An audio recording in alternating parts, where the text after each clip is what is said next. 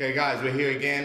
Right now we're focusing on submission defense, and right now we're focusing on defending the triangle position. Again, the basic idea is when you're stuck in any type of submission hold, all right, you've got two ways of approaching the escape of those attacks. One is to force disconnection in some way. Normally call that a rotational escape, because you need to change the alignment of your body to some extent, create a wedge with some part of your body so that you can force disconnection. You can separate your bodies by creating a wedge or frame with some portion of your body.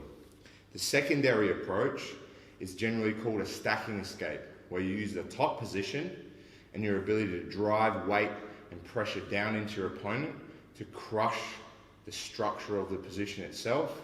Right? However they're attached to you, if you lean on them hard enough or you compress their position hard enough, you take away the tension, and that gives you an opportunity to pull yourself out of the control.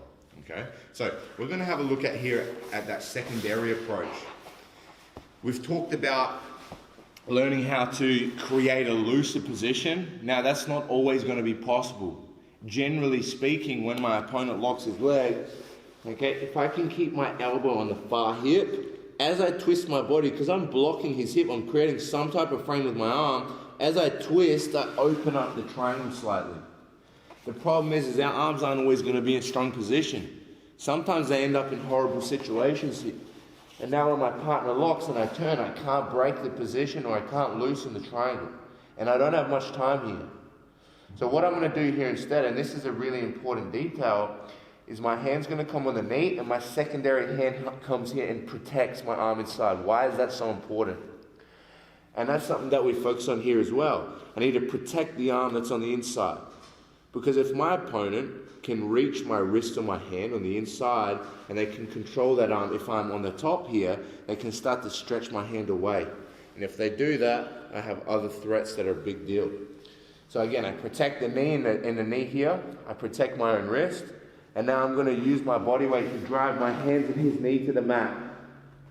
Once I've done this, I'm now isolating only one leg from the rest of his body. And I don't have to fight the power of his arms as much, because also if I stay square, he can use both arms to squeeze my hair. If I pull my head away from him, it's now very difficult for him to use both arms, and he can generally only use the closer side arm to make a pulling action. And now I'm going to drive my body inside. We talked about this before. Stacking. I'm going to push my whole body, come up off of my knees and push my whole body inside. Okay, the triangle position to open up the attack. Generally speaking, what I'm trying to do is actually push the hip, all right, by driving into the calf into a weak position. And as I do that, I break, all right, the control of his legs on my shoulders. The problem is here is we have a dilemma. Sometimes we will open a loose triangle, sometimes we'll break the position completely. If we break the position completely, a lot of the time there's enough space to move out of position and put our arms back into a safe spot, start the pass or whatever. But sometimes, as we get to this situation, driving inside doesn't break the grip of the legs and only forces that loose triangle posture again. Now the issue with this is if I move too aggressively to get out of position, he's going to get back to my head, he's going to start locking his legs up, and now I'm forced to go back into the same situation. So this is where I have to be patient and understand, all right, when it's the correct time to move. What I'm going to do here is one of two things. One, if my opponent's lazy, they're not aggressive, they're not creating lots of connection with their arms or my head, I can now force more disconnection. But because my arms are in a weaker position, I'm going to use my legs again. And again, I can use my leg on his butt crack, on his rib cage, and if I'm able to do that, I can force that disconnection and create a very similar scenario to where we've escaped before.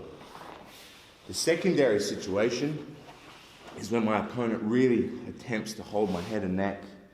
And he doesn't have the power here to finish, but he could potentially transition to another attack, and that's a danger for me.